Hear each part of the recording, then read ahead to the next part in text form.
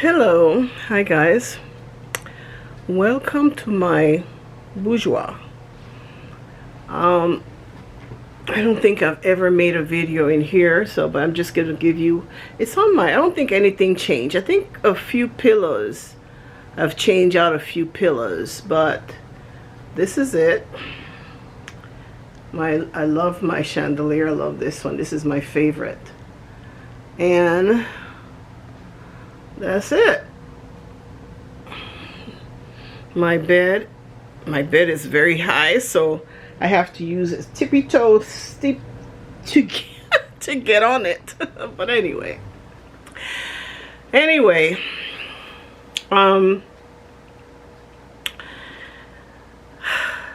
where do I start?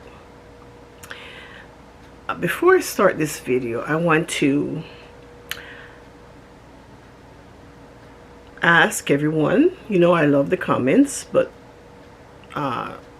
no judgment, okay? Because this is a little bit sensitive for me. I'm sharing it. I think I mentioned it before that my sister told me that I should maybe share my story, and this is my story.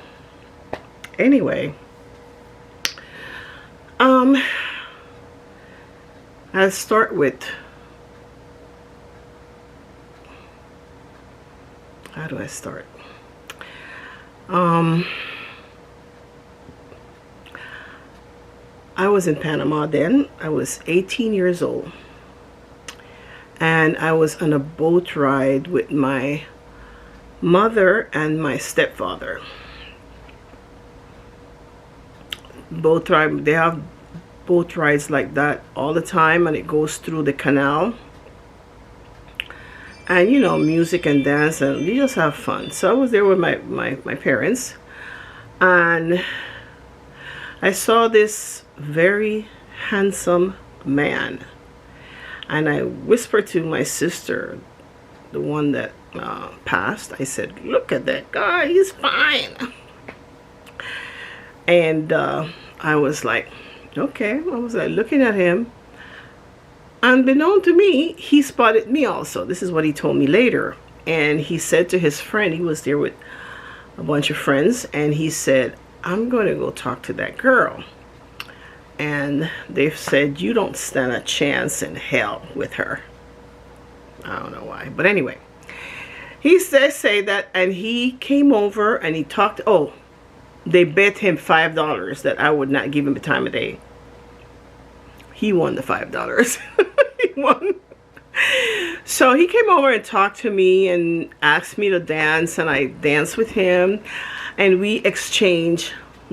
He exchanged his number to me because my parents are very strict. So I said, my parents, there was no cell phone back then, okay? And so he exchanged his number, and I realized talking to him that he was an American.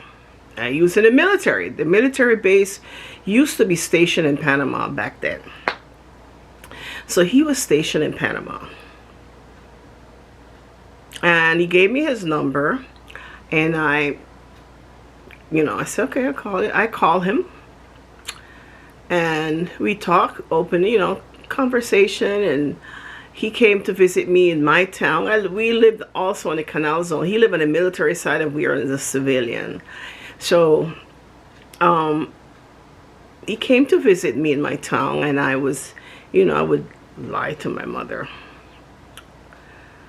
Hey, my kids, don't lie to me. I would lie to my mother and tell her, like, oh, I'm going to the pool. I'm going, not necessarily swim, because I don't swim, but just hang out with my friends. And, she was okay. So I go to the pool and meet him. And we sat down and talked for hours, So this went on for a few weeks. And one day, my mother caught me. All hell broke loose. She caught me with this American GI, like they call him. So she was like, "Who's this guy?" I'm like, "Oh, he's a friend of mine." They were like, "What friend?" He's a GI. What are you doing with him? Because let me say this. Back in the day, And I think I don't know. I don't know if they still do. But back in the day, they had a bad reputation because they did a lot of younger, a lot of mean stuff, whatever. So the so-called good girls, parents didn't want him to hang out with them. So my mother forbid me to see him. Now, let me say this. I had never confronted my mother on any decision that she say. I never said, I'm not going to do that. Are you crazy? No. But I did this time. I said to her, you are not going to be able to watch me 24/7. I'm going to continue to see him. So you might as well just give us the consent. Ooh. I've never spoken to my mother like that. So when she heard me, she know I meant business. I've never, ever, ever, ever talking to her like that. So she talked it over with my stepfather, and they decide, look, let him come to the house, sit down in the living room, and he visit her. This way we can keep an eye on her. We know where she is. So that's what happened. And so he started coming to the house and visit and sat down, and we were talking, and they got to like him because he was a pretty decent person, you know. So they love him. They love him.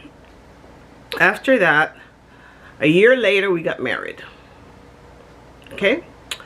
So I was very sheltered. My parents kept us so sheltered. I was very sheltered. And by the time we got married, oh, he was a year older than me.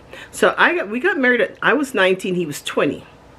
He had to ask consent. His mother had to consent for this marriage because he was not 21.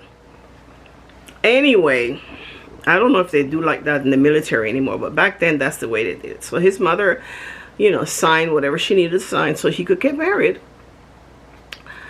And so we got married. So he came up with this wonderful idea. I thought. He said, I know you're sheltered and a lot of things you couldn't do. So Friday night, and he was young as well. Friday night, you hang out with your friends and I hang out with my friends. So I'm like, okay. That was great. So every Friday night I would hang out with my friends and he would hang out with his friends.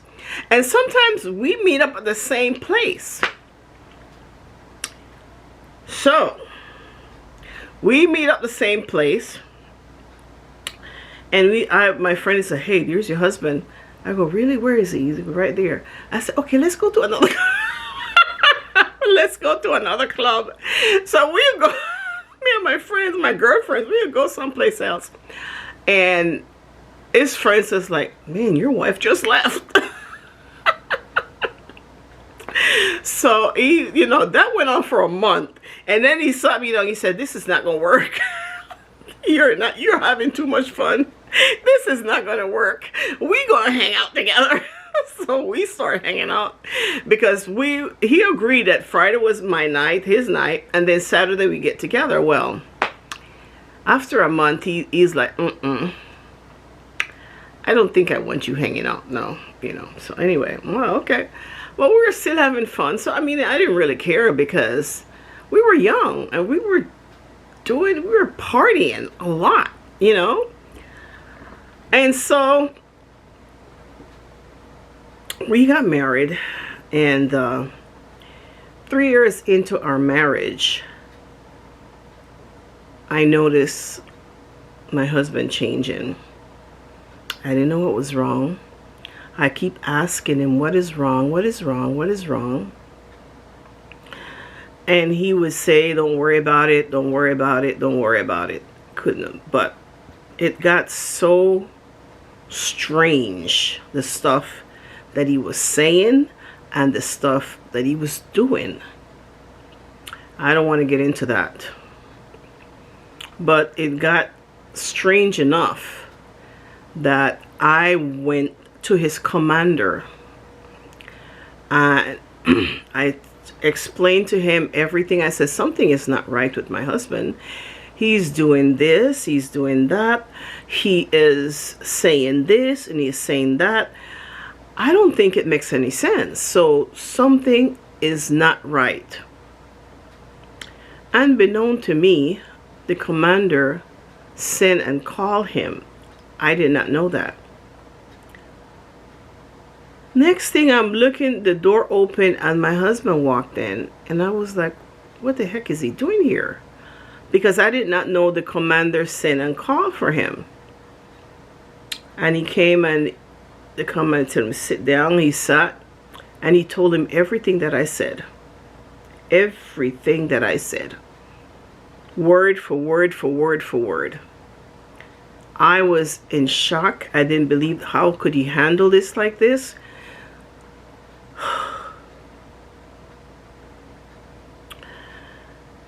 So my husband looked at me and he said, are you trying to get me in trouble? Are you trying to get me kicked out of the military? Why are you saying these things? This never happened. When does this happen? When I tell you, he was so convincing. And mind you, back in the day, my English was not that good. It's still not that good, but it's better than what it was. And me with my very poor English, and he with his very good English, convinced the commander that I was lying. Even he spoke so well and, you know, have control of his language that even I begin to wonder if I heard this, if I see this, maybe I missed, you know, I'm beginning to doubt myself. So I can imagine, I can imagine what the commander thought, because I was like, what? Anyway, that went on and went on and went on, and it got, honestly, it really got from bad to worse, and I had no one to talk about. No, let me say this. Back in that time, my mother was already went to the States, because my mother got divorced and she moved to New York. And my sister, my younger sister, also went a year later. So it was just me and two of my other sisters. My oldest sister and the second one, the one that passed away, that was in Panama. But I didn't talk to them.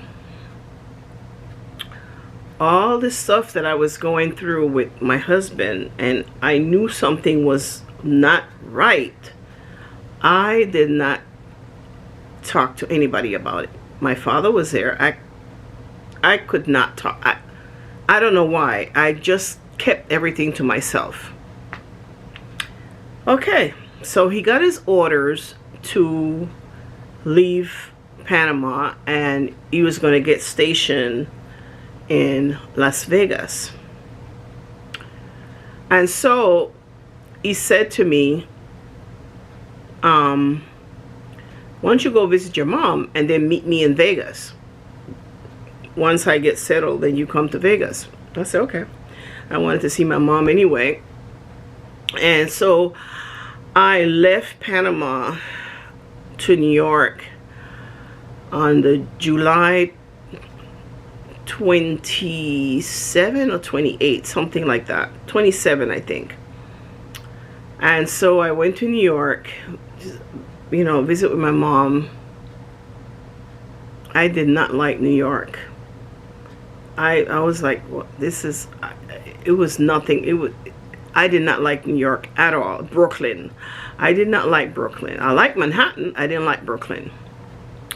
Anyway, I was there one day. I got there the 27th. The 28th. There was somebody knocked my mother's door. Tuk, tuk, tuk. I went to open the door. When I opened the door, there was two men in full military uniform. And I'm like, what the heck is going on? He asked for me. I said, this is she. I am. And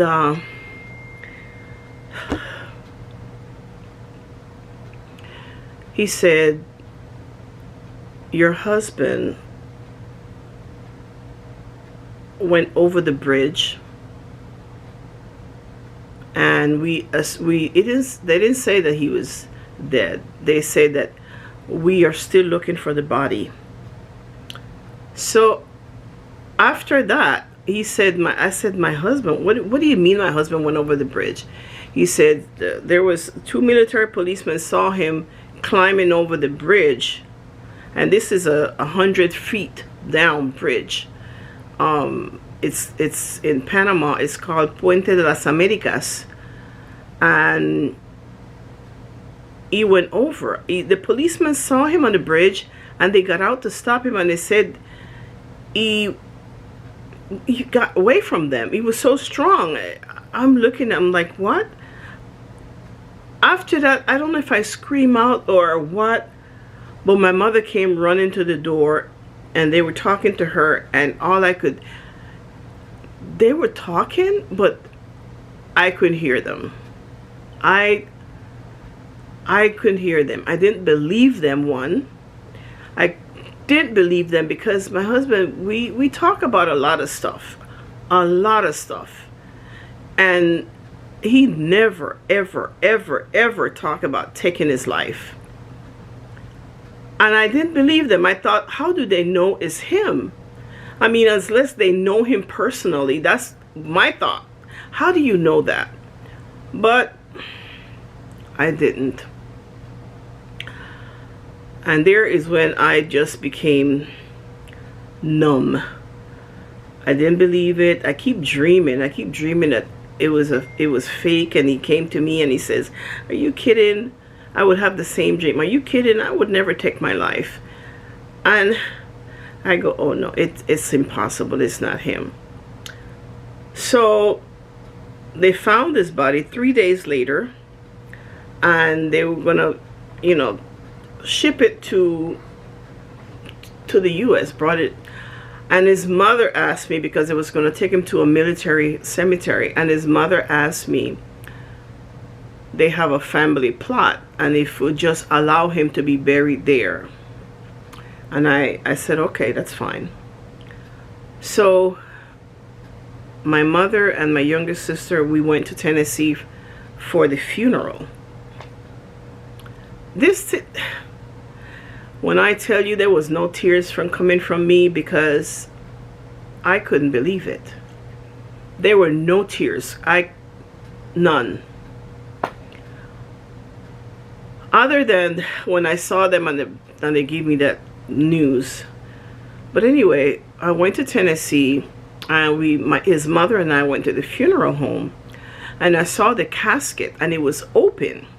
So I'm saying, okay, I'm gonna know if this is him, because I still didn't believe it. And I'm walking up to the casket, and I realize it's sealed. And I said, but I want to see him. Open it up. And the guy that was there said, ma'am, we'll have to get a nurse, because his body is in a bad shape. He was in the water for 3 days, and the fish, and they just, it's no way we think you should remember him the way he was. And I said, no, I want to see his body. I said, just show me his feet, I would know it's him. And they were like, well, we have to get a nurse, because it's too much. And then his mother convinced me, let's remember him the way he was. And let me show you this. Remember him the way he was. And this is, so I did. I said, okay, I'm not going to yeah, I don't want to show that. Never mind. I was going to show you a picture of him, but I'll say that he was a very handsome man. He was light complexion, and he looks just like Elvis Presley. He looked like a black Elvis Presley. Anyway, we went to the funeral, and at the funeral, after we left the funeral was the next day.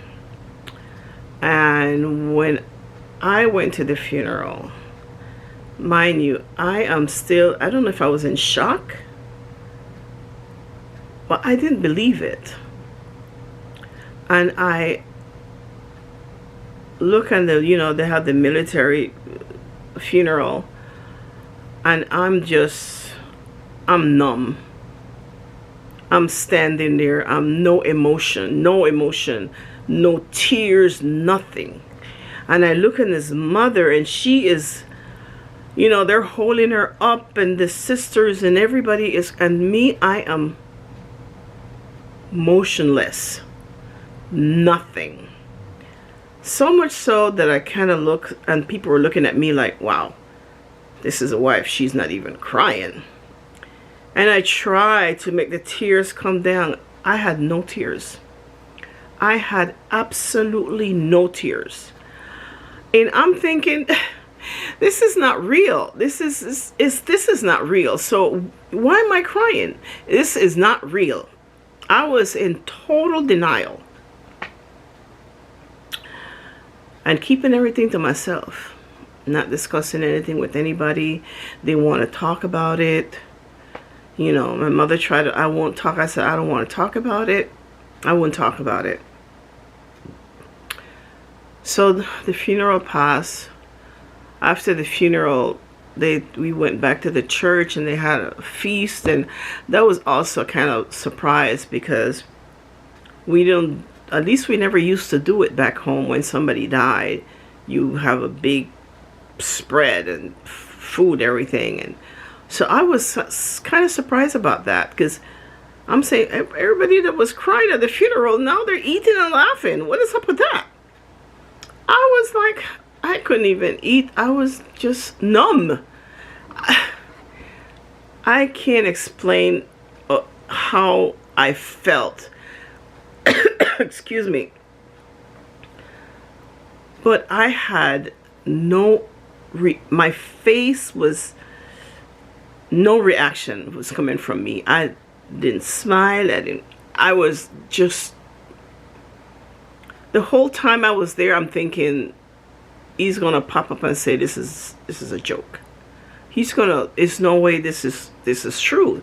There's no way this is happening. So that passed. His mother is such a beautiful woman.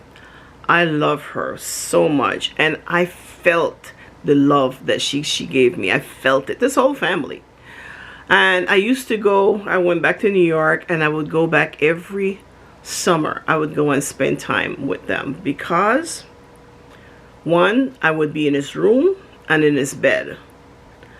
And I felt that was my therapy. I never took therapy. I should have took therapy, because it took about 16 years for me to get over this. Nothing worked. I've had relationship after work. Nothing worked. And I couldn't function. And I would, like, even when I was dating, I would date somebody, and if I thought it would jump in my head, you're having too much fun. You're not supposed to have fun. I would say to myself, and I would shut off. That was it. I would shut off, and I would stop seeing a person. And I really needed help. I never say anything to anyone. And my only therapy was going to his house, because I would be in his bed. I could cry and nobody knew. I would be in his room, I was bed. I mean, they told me that that's the way he left it, and that was my comfort. I said nothing. I could not talk. I did not say anything. I did not even say to any of my sisters, I'm feeling this way. I didn't say nothing. So everybody thought I was okay, but I wasn't okay. I wasn't okay. It took me such a long time to get over this. It took me a long time, and I'm not that person today. If something is bothering me, I talk to my sister. I talk to, my sisters. I will talk to them, and even close friends, I may say, something. Not too much information to my friends, but I would talk to my sister. For a very long time, I blame myself. I had such a guilt. I should have done this. I should have done that. I should have done this. Oh, after he passed away and they did an investigation, his commander sent me a letter stating that after the investigation, they found out that he was doing a lot of other stuff that I was not aware of that would cause alarm that this person needs help.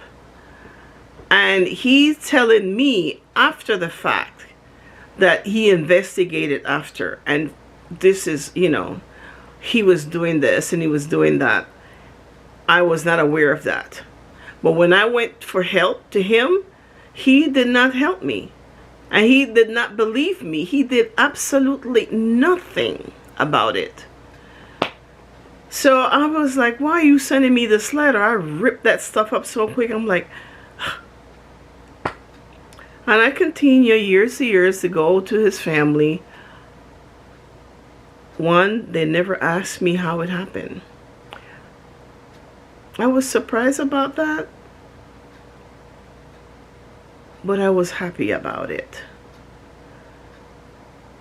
I was surprised that he would say, what lead him up to this? Because his mother told me that he had called her the day before and told her, I'm coming home. He planned the whole thing. He planned the entire thing. Call his mother, say, I'm coming home, send me to see my mother, and, jump off the bridge the next day. The guilt that I had, it was unbearable. I thought, you didn't do enough. You should have done this. You should have done that. You didn't do enough. Well, I know now that I could not do anything unless the military did it. They would have to do it. I came to them. They didn't believe me. They would have had to put him, to get some help, because he's not my property. Is the military. He's belonged to the military. Is their property. I couldn't do anything. I can talk and tell them, but it had to be their decision. Now, if they had only looked into it when I told them that something wasn't right, I don't know. I don't know if he would have still be here, because I believe that everybody, when you're born, it's written how you're going to die. So maybe this was his destiny. I don't know. But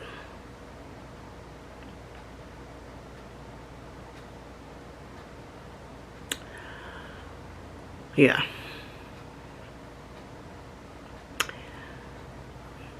I don't know. For a very long time, I could not tell anyone that didn't already know how my husband died. They would ask me if, and I would say he died in a car accident, because when you tell somebody that, your husband or any of your member family die in a car accident, they're going to say, oh, I'm sorry, and the conversation ends. When you tell someone that your husband took his life, they want more information. and I wasn't ready to give him that information.